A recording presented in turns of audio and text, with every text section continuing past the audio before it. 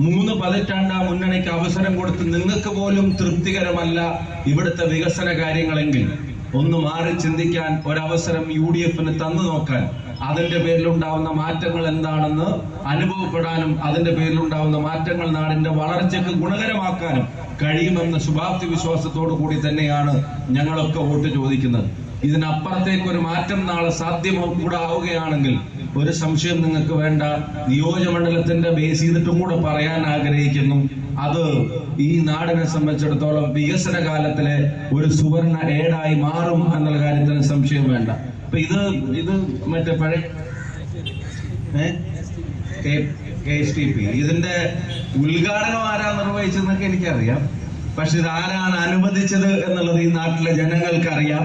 ഇതിന്റെ ബസ് റീച്ചിന്റെ ജോലി ആരുടെ കാലത്താണ് പൂർത്തിയായത് എന്നുള്ളതും നമ്മുടെ നാട്ടിലെ ജനങ്ങൾക്കറിയാം. അപ്പൊ അതുൾപ്പെടെയുള്ള വികസന കാര്യങ്ങൾ ഈ പ്രദേശത്തേക്ക് അനുവദിക്കുന്ന കാര്യത്തിൽ അന്നത്തെ ഉമ്മൻചാണ്ടി സർക്കാർ എടുത്തിരുന്ന നിലപാട് എന്തായിരുന്നു എന്നുള്ളതൊക്കെ ഈ നാട്ടിലെ ജനങ്ങൾക്കറിയാം. ബാക്കി പ്രാദേശികമായിട്ടുള്ള കാര്യങ്ങൾ എന്നെക്കാൾ കൂടുതൽ അറിയുന്ന ആളുകൾ എന്റെ മുമ്പിൽ ഇരിക്കുമ്പോൾ അതനുസരിച്ചിട്ടുള്ള ആ തീരുമാനങ്ങൾ ജനത ആഗ്രഹിക്കുന്ന മാറ്റങ്ങളായി മാറട്ടെ എന്ന ആശംസ തന്നെയാണ് എനിക്ക് യോഗത്തിന്റെ മുമ്പിൽ ഒരിക്കൽ കൂടി വെക്കാനുള്ളത്. ഞാൻ വളരെ ദീർഘമായ പ്രസംഗത്തിലേക്ക് പോകുന്നില്ല, പക്ഷെ ഒരു കാര്യം പറയാതിരിക്കാനും കഴിയില്ല. നാട്ടിലെ ജനങ്ങൾ ആഗ്രഹിക്കുന്ന മാറ്റം എന്നുള്ളത് നമ്മൾ വെറുതെ പറയുന്നതല്ല. ജനത ഈ ഗവൺമെന്റിന്റെ ചെയ്തികളാൽ മടുത്തതിന്റെ ഏറ്റവും ലേറ്റസ്റ്റ് ഉദാഹരണം ഇന്നും പുറത്തു വന്നിരിക്കുക. ഇവര് വലിയ BJP വിരുദ്ധതയും RSS വിരുദ്ധതയും ഒക്കെ പ്രഖ്യാപിക്കും, പ്രസംഗിക്കും. പക്ഷെ നടപടികളിലേക്ക് കടക്കുമ്പോ ആ വിരുദ്ധതയും പ്രഖ്യാപനവും ഒന്നും വേണ്ടത്ര കാണുന്നില്ല എന്നുള്ളത് ഒരു സാധാരണ സഖാവിന് പോലും അനുഭവപ്പെടുന്ന ഒരു കാലത്താണ് ഞാനും നിങ്ങളും രാഷ്ട്രീയ പ്രവർത്തനം നടത്തുന്നത്, ഈ യോഗത്തിൽ പങ്കെടുക്കുന്നത്. ഞാൻ PM ശ്രീയിലേക്ക് വരുന്നതിന് മുമ്പ് ഇപ്പൊ ഏറ്റവും ഒടുവിൽ വന്ന ലേബർ കോഡുമായി ബന്ധപ്പെട്ട കാര്യത്തിൽ ഇന്ന് TP രാമകൃഷ്ണൻ ഉൾപ്പെടെയുള്ള ആളുകൾ ഇപ്പൊ പറഞ്ഞത് എന്താ, അങ്ങനെ ഒരു കോഡ് ഒപ്പിട്ട വിവരം അല്ലെങ്കിൽ അതിനിവിടെ ചട്ടങ്ങൾ തയ്യാറാക്കിയ വിവരം ഞങ്ങൾക്ക് അറിയില്ലായിരുന്നു എന്നുള്ളത്. അപ്പൊ നരേന്ദ്രമോദിയും അമിത്ഷായും ഉദ്ദേശിക്കുന്ന കാര്യങ്ങളെ ഇടതുമുന്നണിയുടെ കൺവീനർ പോലും അറിയാതെ, അതല്ലെങ്കിൽ അവരുടെ ഘടകകക്ഷികൾ പോലും അറിയാതെ ഒപ്പിട്ട് കൊടുക്കുന്ന അല്ലെങ്കിൽ ചട്ടങ്ങൾ തയ്യാറാക്കി കാത്തിരിക്കുന്ന തരത്തിൽ അവരുടെ B ടീം എന്ന് ഇനി വിളിക്കാൻ കഴിയില്ല, അവരുടെ മുന്നണിയിലെ ഒരു ഘടകകക്ഷിയെ പോലെ കേരളത്തിലെ ഗവൺമെന്റ് പെരുമാറുന്നത് അത് അംഗീകരിക്കാൻ കഴിയാത്ത ഒരു സാധാരണ സഖാവ് ഈ പള്ളിക്കരയിൽ ഉണ്ടെങ്കിൽ ഇത്തവണ അവരുടെ വോട്ടും ഐക്യ ജനാധിപത്യ മുന്നണിക്ക് അനുകൂലമാകും എന്ന കാര്യത്തിന് സംശയം വേണ്ട. ലേബർ കോഡ് പുതിയ തൊഴിൽ നയവുമായിട്ട് ബന്ധപ്പെട്ടിട്ടാണ്. ഇപ്പൊ 100-300 തൊഴിലാളികൾ പണിയെടുക്കുന്ന ഒരു സ്ഥാപനം ഒരു നോട്ടീസും കൂടാതെ ഒറ്റയടിക്ക് അടിച്ചുകൂട്ടി അവരെ മുഴുവൻ വെളിയിലേക്ക് തള്ളാൻ പറ്റും എന്നതുൾപ്പെടെയുള്ള പരിഷ്കാരങ്ങളെ ഇന്ത്യയൊട്ടുക്ക് ഇവിടുത്തെ ട്രേഡ് യൂണിയൻ പ്രിയങ്കരനായ ശ്രീ PK ഫിറോസ് അദ്ദേഹം ഈ വേദിയിലേക്ക് കടന്നു വരുന്നു. ഹാർദമായ സ്വാഗതം ഞാൻ ആശംസിക്കുകയാണ്. ഞാൻ കഴിഞ്ഞ യോഗത്തിലും പറഞ്ഞു, ആൾക്കാർ പറഞ്ഞിട്ടുണ്ട് PK ഫിറോസ് വന്ന പിന്നെ കൂടുതൽ പ്രസംഗിക്കേണ്ട കാര്യമില്ല എന്നാണ് ആൾക്കാർ പറഞ്ഞിട്ടുള്ളത്. അതുകൊണ്ട് പ്രസംഗമൊക്കെ പുള്ളിനെ ഏൽപ്പിക്കുന്ന ആൾക്കാർ പറഞ്ഞു. അപ്പം അത് പുള്ളിനെ ഏൽപ്പിക്കും. ഈ ലേബർ കോഡിന്റെ കാര്യം, ആ ലേബർ കോഡിന്റെ കാര്യത്തിൽ പോലും ഇവരോട് തീരുമാനമെടുക്കുന്നു. നിങ്ങൾ ആലോചിക്കണം, ആരാ കേരളത്തിന്റെ വിദ്യാഭ്യാസ വകുപ്പ് മന്ത്രി? ശിവൻകുട്ടി. ആരാ തൊഴിൽ വകുപ്പ് മന്ത്രി?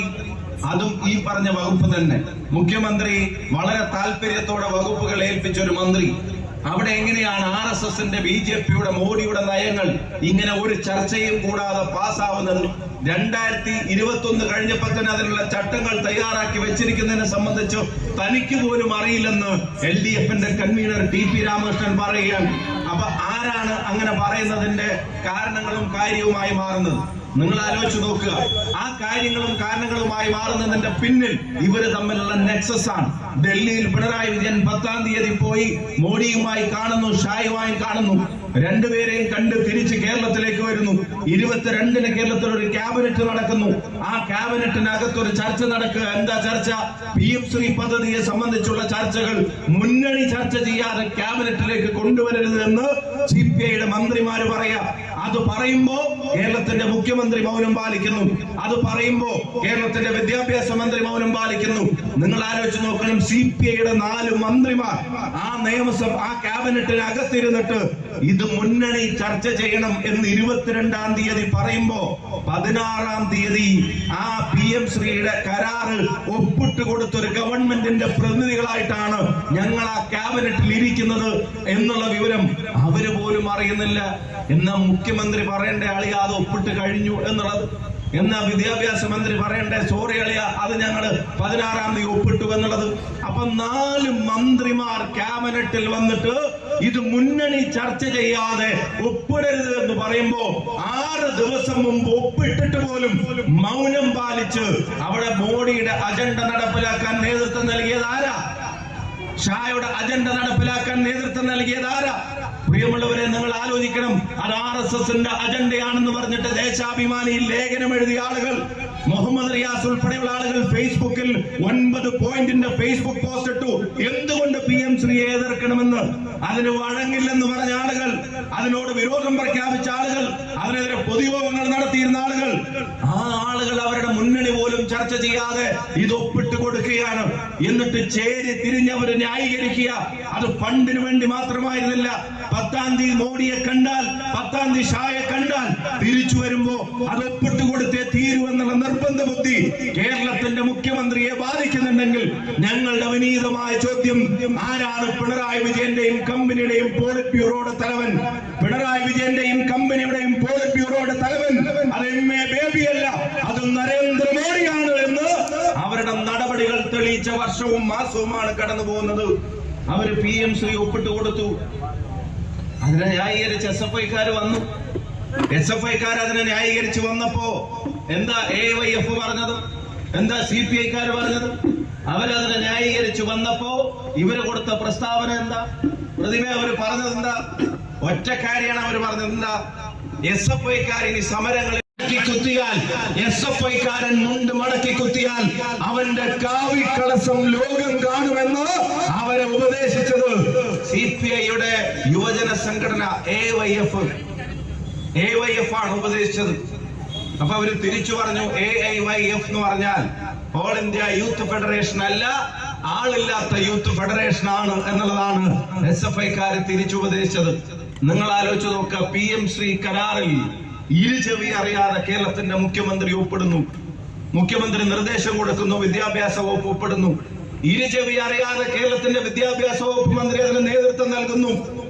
CPIയുടെ എതിർപ്പിന് പുല്ലുവില കൽപ്പിച്ചിട്ട് അവരാദ്യം അത് കീറിയെറിയുന്നു. എന്നിട്ട് ഫണ്ടാണ് കാരണം എന്ന് പറയുന്നു. പക്ഷെ കേരളത്തിന് മനസ്സിലായി ഫണ്ടിനും അപ്പുറത്തേക്ക് ഇപ്പൊ വിവരാവകാശം ചോദിക്കുന്നുണ്ട്. കേന്ദ്രം തടഞ്ഞ ഫണ്ട് എത്രയാ? അതിന് ഒളിച്ചു കളിക്കുന്ന മറുപടിയാണ് ഗവൺമെന്റ് കൊടുക്കുന്നത്. ഫണ്ടിനും അപ്പുറത്തേക്കുള്ള ഡീലിംഗ്സ് ആണ്. നമ്മള് പാലക്കാട്ടെ തെരഞ്ഞെടുപ്പിൽ CJP എന്ന് പറഞ്ഞത് കേരളത്തിൽ ഇപ്പൊ പ്രാവർത്തികമാക്കാൻ ശ്രമിക്കുന്നു. BJPയും CPM-ഉം വല്ലാണ്ട് അടുക്കുന്ന ഒരു കാലത്ത് ആ പാർട്ടിയുടെ പ്രവർത്തകർ അറിയാൻ 2 കാര്യങ്ങൾ കൂടെ നിങ്ങളുടെ ശ്രദ്ധയിൽ കൊണ്ടുവരാൻ ആഗ്രഹിക്കുന്നു. മാഹി ഇരട്ടക്കൊലക്കേസ് ഓർമ്മയല്ലേ? PK മാഹി ഇരട്ടക്കൊലക്കേസ് 2 CPM-കാരെ കൊന്നു, അല്ല 2 RSSകാരെ കൊന്നു. അതില് പ്രതികളായ CPM-കാരെ വെറുതെ വിടുന്നു. ഒഴിയൻ പ്രേമൻ വധക്കേസ് CPM-കാരനായ നേതാവ് കൊല്ലപ്പെട്ടു. അതിലെ പ്രതികളായ BJP-കാരെയും വെറുതെ വിടുന്നു. അതിന്റെ കാരണം കോടതി പറഞ്ഞത് പ്രോസിക്യൂഷൻ വാദങ്ങൾ ദുർബലമാണ്, പാർട്ടി സാക്ഷികൾ കൊടുക്കുന്ന മൊഴികൾ ദുർബലമാണ്. അപ്പൊ പരസ്പരം കൊല്ലാൻ ആഹ്വാനം ചെയ്തിട്ട് കൊല്ലപ്പെട്ടവന്റെ കുടുംബത്തിന് നഷ്ടം, കൊന്നവനെ വെറുതെ വിടാൻ 2 പാർട്ടികളും തമ്മിലുള്ള അന്തർധാര അത് പരസ്യമായ ബാന്ധവമായി മാറുന്നു. പള്ളിക്കര തോൽപ്പിക്കാൻ പോകുന്നത്, കേരളം തോൽപ്പിക്കാൻ പോകുന്നത് CPM-നെയും BJP-യും ഒറ്റക്കൊറ്റക്ക് മാത്രമായിരിക്കില്ല, ഇവരുടെ അവഹിത ബന്ധത്തെ കൂടി ആയിരിക്കും ഈ തെരഞ്ഞെടുപ്പിൽ തോൽപ്പിക്കാൻ പോകുന്നത് എന്ന കാര്യത്തിന് സംശയം വേണ്ട.